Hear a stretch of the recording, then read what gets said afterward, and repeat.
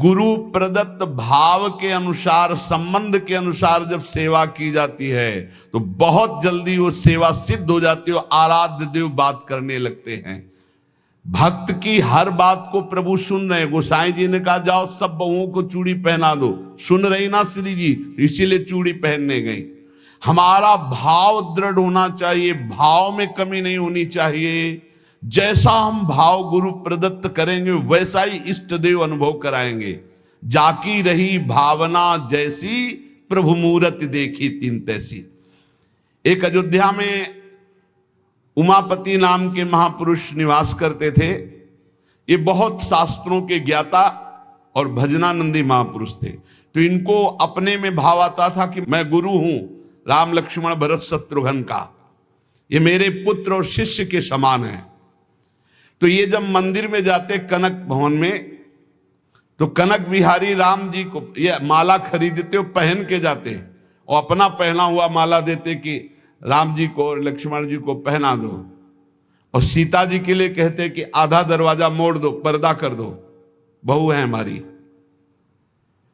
ये रोज ऐसा करते। पुजारी वैसा ही कहते, जैसा ही कहते, क्योंकि महापुरुष थे उमापति जी। पर वैष्णव जन संत जनों को अच्छा नहीं लगा कि भगवान को अपनी पहनी माला पहनाते हैं।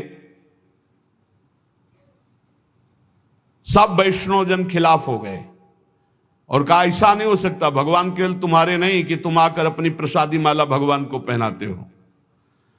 तो उन्होंने कहा यदि आप लोग ऐसा कहते हो तो हमारी बात सुन लीजिए। गुरु के सामने शिष्य कभी अमनिया माला पहन ही नहीं सकता, वो हमारे शिष्य हैं। बोले हम तुम्हारी इन बातों को नहीं मानते भावुकता की, लेकिन कल से आप ठाकुर जी को अपनी प्रसादी माला नहीं पहनाएंगे। वो अमनिया माला लेके आए 10 और कहा लो पहनाओ। तो जो राम जी के गले में डालते टूट के गिर जाती, लक्ष्मण जी के गले में डालते टूट के गिर जाती। 10 माला पहना दी, वो सब टूट के गिर गई। सब संत और वैष्णव खड़े देख, बोले देखा ये भला अमनिया पहन सकते हैं जब मैं इनका गुरु हूं। वशिष्ठ भाव से वो रहते।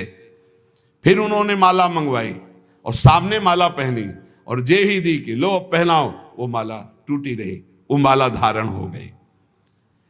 पंडित जी ने सब संतों से प्रार्थना की कि ठाकुर जी को जिस भाव से भजा जाता है ठाकुर जी वैसा ही व्यवहार करते हैं। आप अपने स्वामी के रूप में देखते हैं, लेकिन ये हमारे शिष्य हैं, हमारे पुत्र के समान हैं। क्योंकि मैं वशिष्ठ भाव से रहता हूं, इसलिए प्रभु मेरे भाव का पोषण कर रहे हैं, आप लोग अन्यथा ना समझिए। और जब ये मंदिर जाते तो पुजारी से कह देते कि जानकी जी की तरफ का दरवाजा थोड़ा सा जैसे बहु ओट में होती है ऐसे करो, कर देते। भावानुसार पुजारी जी जे ही देखते कि उमापति पंडित दर्शन करने आ रहे तो जानकी जी की तरफ दरवाजा कर देते या पर्दा कर देते। पुजारी जी विशेष सावधानी पूर्वक ऐसा करते। ये भी भक्तों को अच्छा नहीं लगा कि तुम ही अकेले थोड़ी दर्शन करते हो कि जानकी जी का, वो हमारी माता है, हमारे सर्वस्व हैं, आप ऐसा। तो एक दिन पर्दा नहीं किया। तो जे ही उमापति पंडित जी गए तो फटाक से आधा दरवाजा अपने आप बंद हो गया। सब आश्चर्यचकित हो गए, क्योंकि ऐसा कैसे। बस ये बात समझ लो, प्रभु भाव को बहुत पकड़ते हैं। भाव ही सबसे बड़ी वस्तु है। धड़ाक से दरवाजा बंद हो गया। पंडित जी ने पुजारी जी से कहा आप कभी चूक मत करना, जानकी जी हमारी बहू हैं, हमारे शिष्य की है, इसलिए वो कभी हमारे सामने ऐसे नहीं, पर्दा करके। तो पुजारी ने और संतों ने जान लिया कि महामहिम भाव को प्राप्त महापुरुष है। सबने क्षमा मांगी। गोसाई जी स्वयं पद रचना करने में कुशल और गा करके ठाकुर जी को पद सुनाने में कुशल। अष्टयाम सेवा पद्धति से श्री श्रीनाथ जी की सेवा करते और 8 परम प्रवीण कीर्तनकार नियुक्त किए। श्री सूरदास जी, श्री परमानंद दास जी, श्री कुंभन दास जी और श्री कृष्णदास जी। ये 4 महापुरुष श्रीमद वल्लभाचार्य जी महाप्रभु की कृपा पात्र थे। और श्री गोविंद दास जी, श्री चतुर्भुज दास जी, श्री छीत स्वामी जी और श्री नंद दास जी, ये 4 महापुरुष श्री विट्ठलनाथ गोसाई जी के कृपा पात्र थे। ये 8 महापुरुष 8 पहर की प्रिया प्रीतम की जो लीलाएं हैं वो गा गा कर श्रीनाथ जी के सामने सेवा पद्धति के अनुसार सुनाते थे। एक बार की बात है, किसी विट्ठलनाथ जी श्री ठाकुर जी को भोग लगा रहे थे, तो भोग में एक तिनका देखा। बहुत दुख हुआ कि मेरे सुकुमार लाडले ठाकुर और उनके भोग में इतनी असावधानी बनाने वाले तिनका। बहुत सावधान रहना चाहिए ठाकुर जी का जब भोग बनाए, तो बोलचाल में भी सावधानी रखे, कहीं थूक की छिट्टी ना चली जाए मुख में, ऐसा होता है। तो अगर कभी बात करनी हो तो रसोई से ऐसे करके बात करे, वैसे तो बात कम ही करे, मौन धारण करके बनाए। क्योंकि अगर हम पद जोर जोर से गाएंगे या बात करेंगे तो हमारे मुख से थूक की छिट्टी ठाकुर जी के भोग सामग्री जो बन रही है उसमें गिरना हो सकता है। कितनी सावधानी महापुरुषों के चरित्र से हमें प्राप्त होती। तिनका को देख करके बहुत दुखी हुए और कहा कि आज हम हैं, तब हमारे ठाकुर जी के भोग में तिनका निकला और कल हमारा शरीर छूट जाएगा तो तुम लोग कैसे हमारे ठाकुर जी की सेवा करोगे। तो मैं आज ही संन्यास धारण करूंगा और विचरण करूंगा, जैसा मनावे वैसा करो। आप इतना कहे तो सब लोग बहुत दुखी हो गए। सबने अनुनय विनय की कि एक बार अपराध क्षमा कर दो, ठाकुर जी के भोग में कभी त्रुटि नहीं होगी। आपने कहा हम परिहास में कभी झूठ नहीं बोलते, हमने कहा सन्यास लेंगे तो अब सन्यास लेंगे, अब हम तुम्हारे बीच में नहीं रहेंगे। श्री ठाकुर जी श्रीनाथ जी से आज्ञा लेने गए। ठाकुर जी ने बहुत उदास होकर के कहा, गोसाई जी एक गेरुआ वस्त्र हमको भी मंगवा दो। बोले आपको क्यों जय जय, आपके पास तो बहुत सुंदर सुंदर पोशाक हैं। बोले हम आपके बिना नहीं रह सकते, अगर आप सन्यास लेंगे तो हम भी सन्यास लेके आपके साथ ही चलेंगे। देखो कैसा प्यार करते। जैसे माधोदास बाबा जगन्नाथ जी को प्यार करते, तो जगन्नाथ जी से जाके आज्ञा ली, जय जय अब ब्रज 84 कोस आपकी लीला भूमि में जाना चाहता हूं, आदेश दे दो। बोले बाबा आपके बिना हम रह नहीं सकते। बोले नहीं जय जय, हमारे पास इतनी भोग सामग्री नहीं कि मैं रास्ते में आपको भोग लगाऊं, आपको नहीं ले जा पाऊंगा, पर हम जाएंगे ब्रज 84 कोस दर्शन करने आपकी लीला भूमि के। ठाकुर जी चुप हो गए, उनके आगे बस कहां। अब वो सुबह प्रातःकालीन चले। अब सुबह सुबह ही इतनी भूख लग आई तो उन्होंने कहा आज तक कभी ऐसी भूख नहीं लगी। तो एक माई थी, तो उससे कहा माई बहुत भूख लगी, कुछ मिल सकता है। तो बोले बाबा अभी बना देती हूं। तो कुछ समय में वो भोजन बना करके और पवाने, और जब पवा रही थी माधवदास बाबा को तो रोते जा रही थी। तो बाबा की दृष्टि गई। बाबा ने कहा माई रो क्यों रही हो। बोले इतना सुंदर सुकुमार लाडला बालक तुम्हारे जैसे बाबा जी के साथ कैसे आ गया, इसकी माँ कैसे रहती होगी। तो उन्होंने भागवतिक दृष्टि से देखा तो थाल में बैठे जगन्नाथ जी पा रहे थे। बोले इसीलिए भूख लग रही थी, हमें पता क्या कि तुम्हें भूख लग रही, तुम क्यों साथ। बोले बाबा मैं नहीं रह पाऊंगा आपके। ये जरा प्यार देखो ठाकुर जी का, कह रहे बाबा मैं नहीं रह पाऊंगा। ऐसे ही श्रीनाथ जी गोसाई जी से कह रहे कि एक गेरुआ वस्त्र हमको भी मंगा दो, अगर आप सन्यास लोगे तो हम भी सन्यास ले लेंगे। गोसाई जी आपके बिना हम नहीं रह सकते। गोसाई जी ने गले से लगा लिया। तो कहा गले से लगा लिया तो मेरी बात मानो, अब तुम्हें सन्यास नहीं लेना। बोले जैसी आपकी आज्ञा। बोले सेवा में त्रुटि अगर हो रही तो मुझे दुख नहीं तो तुम्हें दुख क्यों हो रहा है। तो बोले तुम्हें दुख हो या ना हो, आप मेरे पुत्र हो, मेरे को दुख होता है कि मेरे लालन के भोग में तिनका कैसे आ गया। भाव समझिए। श्री विट्ठलनाथ गोसाई जी स्वयं सेवा में सावधानी पूर्वक, पर कभी कभी अगर त्रुटि हो जाए सेवा में तो बहुत ही असंतुष्ट हो। यह ध्यान रखने का विषय है कि हम केवल विग्रह की पूजा नहीं कर रहे, साक्षात श्यामा श्याम विराजमान है, साक्षात श्री जी विराजमान। हम जल पिवाएं तो उसी भाव से, भोग लगावें तो उसी भाव से, पोशाक पहरावें तो उसी भाव से। श्री गोस्वामी जी शयन करते थे गोकुल में आकर,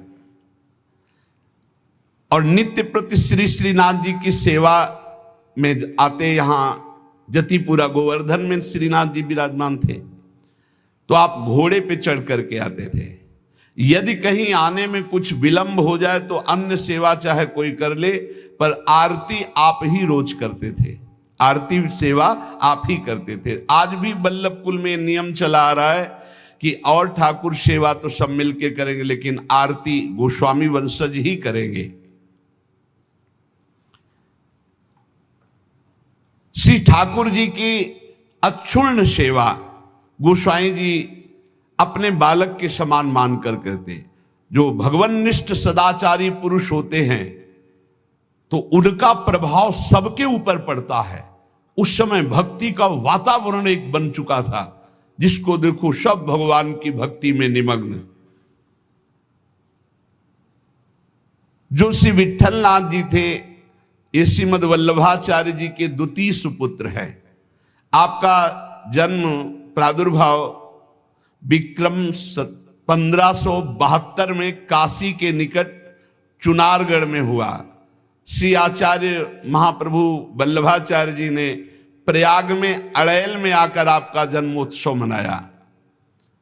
बड़े शुभ संस्कार बचपन से ही। आचार्य महाप्रभु जी के निरीक्षण में आपने समस्त शास्त्रों का सम्यक अध्ययन किया और गृहस्थाश्रम में प्रविष्ट हुए। आपकी 2 पत्नियां थी, रुक्मिणी जी और पद्मावती जी। श्रीमद वल्लभाचार्य महाप्रभु जी के गोलोक गमन के अनंतर उनके ज्येष्ठ पुत्र श्री गोपीनाथ जी, ये द्वितीय पुत्र से श्री विट्ठलनाथ जी, गोपीनाथ जी आचार्य गद्दी पर बैठे, परंतु थोड़े ही समय में वो गोलोकवासी हो गए। और गोपीनाथ जी के जो पुत्र थे श्री पुरुषोत्तम जी, वो अभी बाल्यावस्था को थे, तो विट्ठलनाथ जी को ही सारा कार्यभार संभालने को मिला आचार्य गद्दी का। ठाकुर जी की सेवा, ठाकुर जी का सब ऐश्वर्य श्री विट्ठलनाथ जी संभाले। श्री विट्ठलनाथ जी संभाले तो, पर कृष्णदास जी ये वल्लभाचार्य जी के शिष्य और ये संपूर्ण सेवा सामग्री के अधिकारी थे। यहां एक बहुत सूक्ष्म विषय निकल के आता है कि कभी गुरु और गुरु वंशज के प्रति थोड़ा भी हे भाव न कर ले, नहीं तो दुर्गति पक्की है, चाहे जितना बड़ा उपासक हो। कृष्णदास जी बहुत बड़े महापुरुष हैं, पूरे श्रीनाथ जी की सेवा के अधिकारी हैं, अधिकारी पदवी नहीं की है। अब किसी सेवा पद्धति को लेकर कृष्णदास जी से श्री विट्ठलनाथ गोस्वामी जी ने, तो कृष्णदास जी असंतुष्ट हो गए। कभी ऐसा नहीं होना चाहिए। गुरु के समान ही गुरुवंशजों को समझना चाहिए। जैसे हमारे गुरुवंश के अगर बच्चा भी आ जाए तो हम उसके झुककर चरण छुएंगे, उसको गुरु के समान आसन पर बैठा लेंगे और नीचे उतरकर हम बैठेंगे। चैतन्य महाप्रभु ने ईश्वरपुरी जी के जब गांव में गए तो रज में लोट लोट के कह रहे थे, यहाँ के सब जीव जंतुओं की भी चरण रज हमारे लिए बंद नहीं, क्योंकि यहाँ हमारे गुरुदेव भगवान प्रकट हुए ईश्वरपुरी जी के गांव में। यहां त्रुटि हो रही है कृष्णदास जी से। कृष्णदास जी ने क्या किया कि जो गोपीनाथ जी गोलोक गमन हो गया था, तो उनकी पत्नी और उनके पुत्र पुरुषोत्तम जी अभी छोटे थे, उनसे बात की और गद्दी पर पूरा अधिकार कर लिया। पुरुषोत्तम है ही, क्योंकि उनके पिता गोपीनाथ जी अधिकारी थे, और हटा दिया श्री विट्ठलनाथ जी को। और हटा ही नहीं दिया, पूरी सेवा से हटा दिया कृष्णदास अधिकारी जी ने। पुरुषोत्तम जी को गद्दी पे बैठा दिया, उनकी मां को समझा बुझा करके दस्तखत करवा लिए और श्री विट्ठलनाथ गोस्वामी जी को हटा दिया। न श्रीनाथ जी की सेवा, मतलब आना भी बंद करवा दिया। ऐसा नहीं करना चाहिए था, ये बहुत बड़ा अपराध बन गया। और बहुत बड़े महापुरुष हैं कृष्णदास जी, कोई साधारण नहीं। आगे उनके कभी चरित्र का श्रवण करना, इतने बड़े महापुरुष।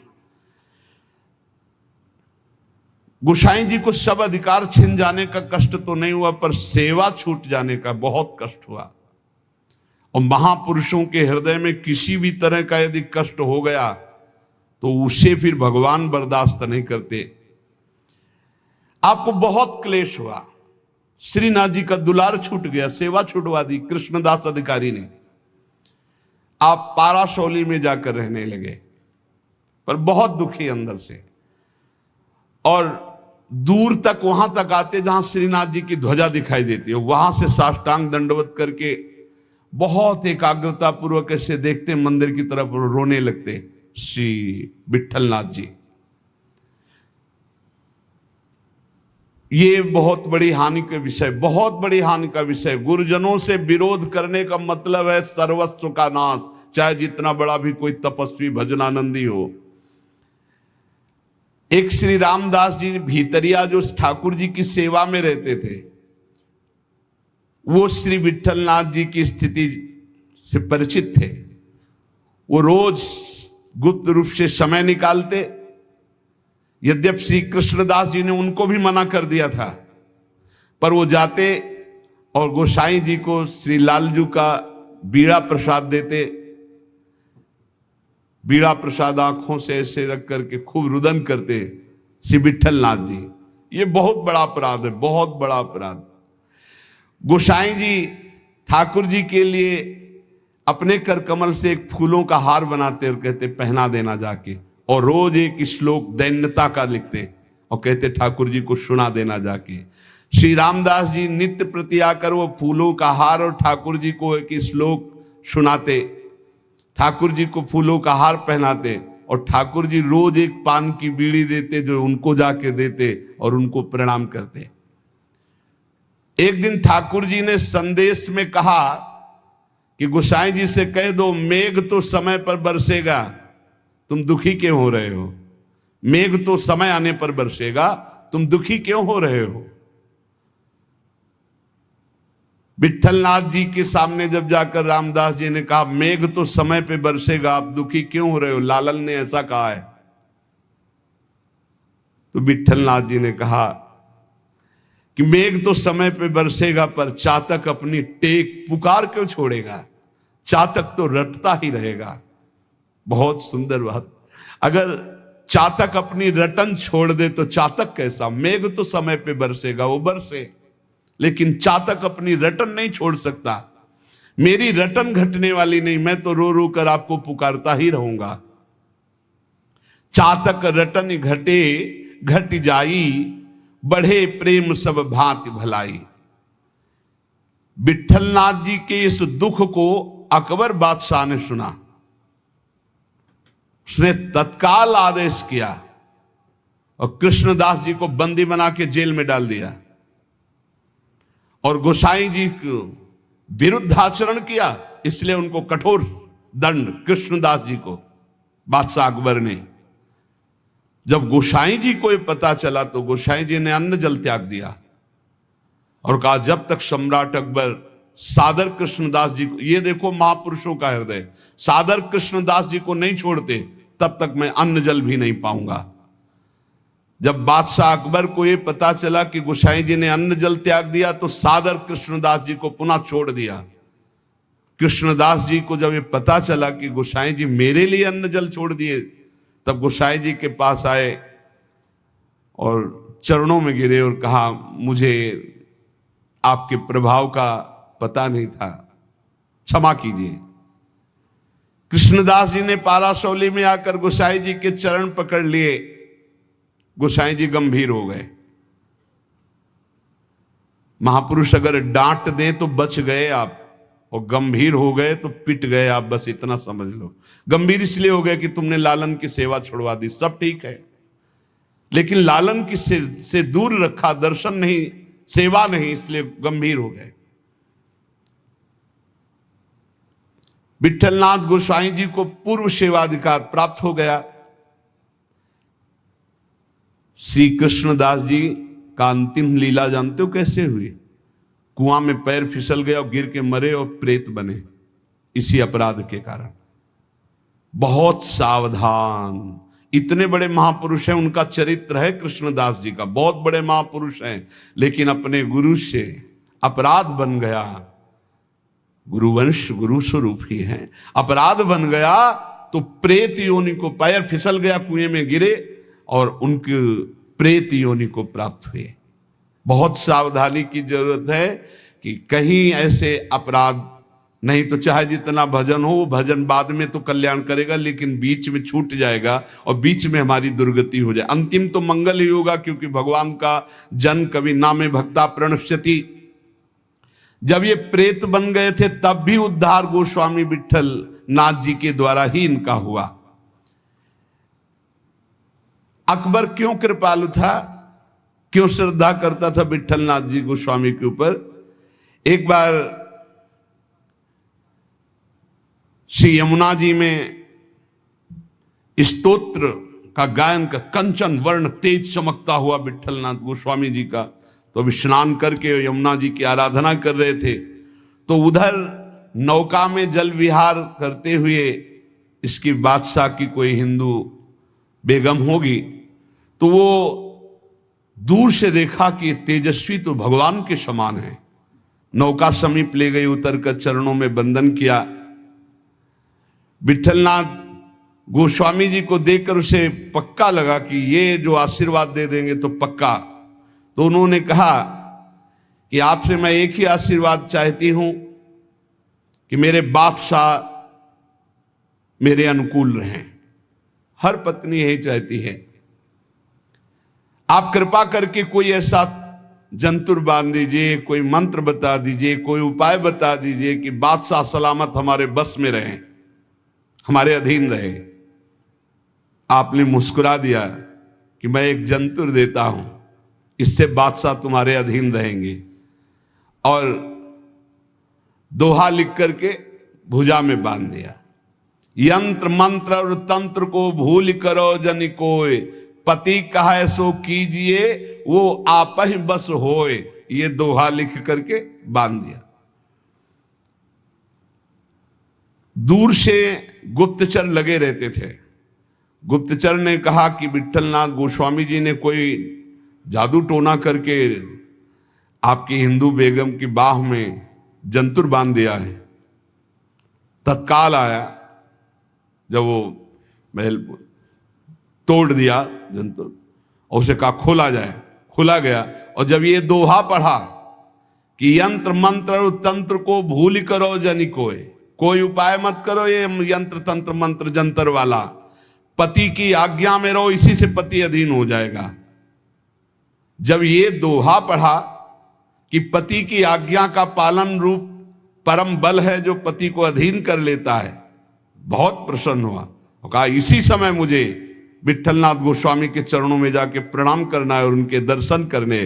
तब से बहुत श्रद्धा विट्ठलनाथ गोस्वामी जी के ऊपर, और वो आकर के गोकुल में और गोवर्धन में बहुत सी संपत्ति जमीन ये सब विट्ठलनाथ गोस्वामी जी को दी। श्रीमद वल्लभाचार्य महाप्रभु जी ने पुष्ट मार्ग का प्रवर्तन किया। विट्ठलनाथ गोस्वामी जी ने उसका बहुत प्रकाश किया। श्री सूरदास जी, कुंभनदास जी, परमानंद दास जी, कृष्णदास जी, ये वल्लभाचार्य जी के शिष्य, और नंददास जी, चतुर्भुज दास जी, श्री गोविंद दास जी, श्री छीत स्वामी, ये विट्ठल नाथ जी के शिष्य, ये रात दिन ठाकुर जी की सेवा में, पद गायन की सेवा में रहते थे। जिस समय महाप्रयाण का समय आया तो विट्ठलनाथ गोस्वामी जी ने सातों पुत्रों को बुलाया और अलग अलग ठाकुर जी प्रदान किए।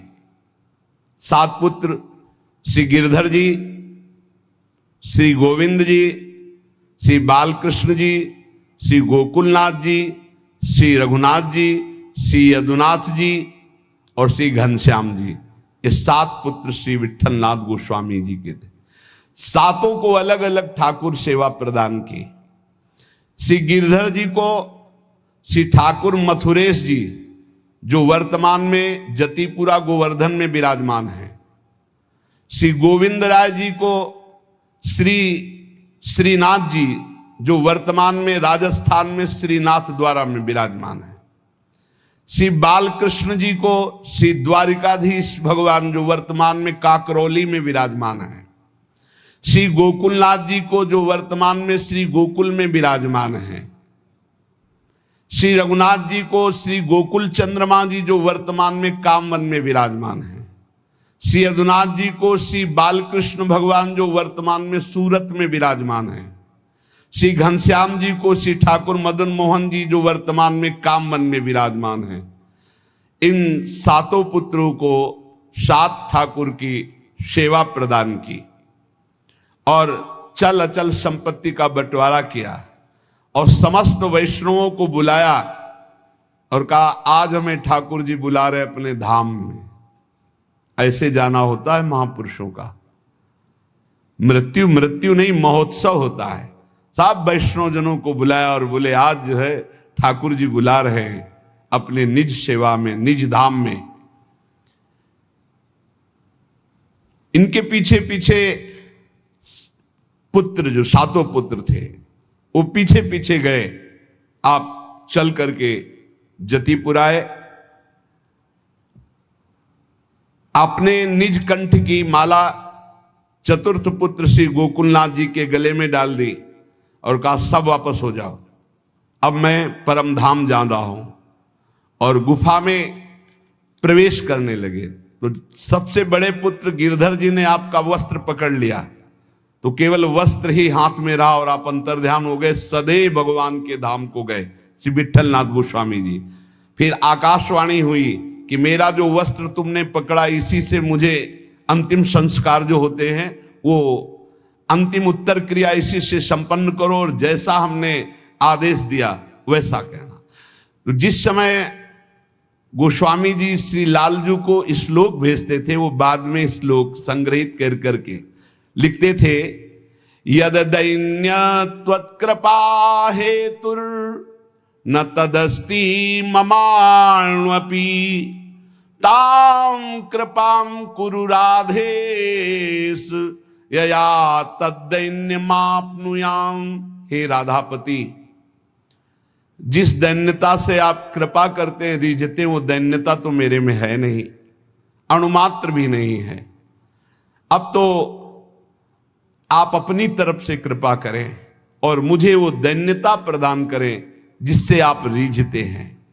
दूसरा श्लोक, सर्वसाधम शून्योहम सर्वसामर्थ्यवान भवान श्री गोकुल प्राणनाथ न त्याज्यो हम कदापि वै। हे गोकुल के नाथ स्वामी, मैं सर्वथा सर्वसाधनहीन हूं।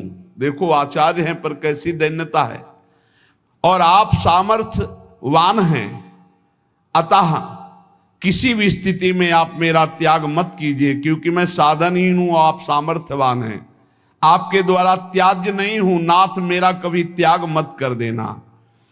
यदि तुष्टो शिरुष्टो वा त्वमेव शरणम मम मारणे धारणे वापि दीनानां न प्रभुर्गति। प्रभु आप चाहे मुझ पर संतुष्ट हो या नाराज हो, मेरे लिए तो आप एकमात्र ही सहारा हैं। अब आप चाहे नाराज रहो चाहे प्रसन्न रहो, हम दीनों को मारो या तारो, अब आपके सिवा कोई नहीं।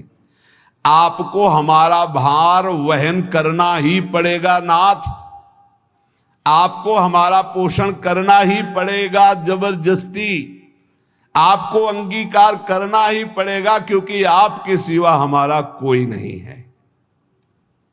ऐसे दैन्य भाव से जब कोई भाव संबंध से प्रभु से जुड़ जाता है तो इसी जन्म में देखो हम प्रभु को अपना स्वामी मानते हैं, हम प्रभु को अपना सखा मानते हैं, हम प्रभु को अपना प्रीतम मानते हैं।